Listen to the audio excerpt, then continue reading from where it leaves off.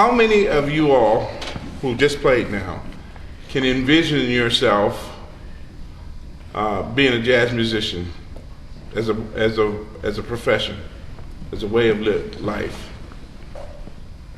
Not everybody did. Okay. All right, trumpet players. How many of you have heard Lee Morgan on record? Really? Yeah. Okay. Trombone players. How many of you have heard J.J. Johnson? Or Kai Winding? You've heard it? Okay. Tenor players, how many of you have heard Hank Mobley?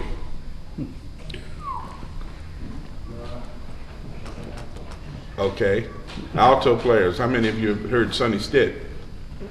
Not heard of him, but have heard him on records and really listened to him. Okay. The reason that I say this is because, the reason I'm asking these questions, because if you're going to really, really learn to play this music, you got to listen to the right guys. And you got to listen to the important people who have played this music. And that's a real important part of your growth process, your progress. You've got to get the recordings and listen to these people. That's how you learn. That's how you learn to play this music. And for all of you who took solos just now, thank you very much. But what you have to realize is that this is a language that you're playing. You have to learn the language and the syntax of the language, just like you do in English or any other language you're learning. There's a syntax in it involved. You know, you have to learn how to put sentences and phrases together. Okay? And there's a whole concept to that.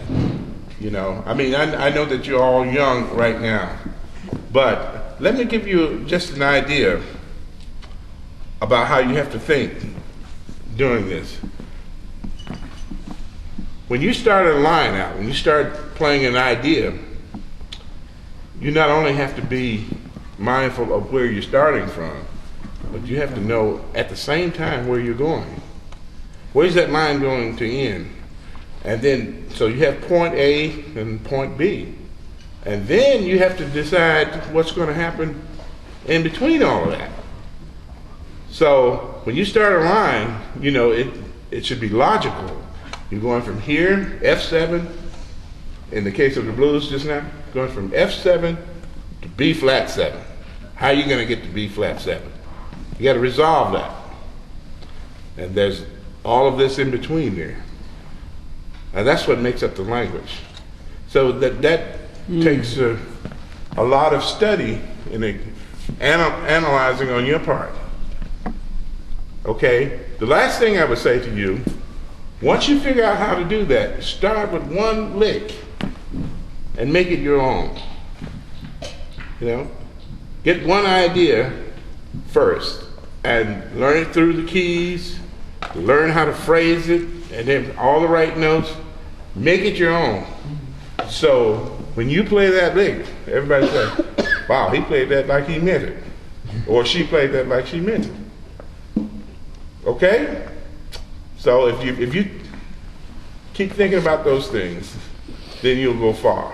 For you youngsters who want to play jazz, I hope I see you on the bandstand in a few years.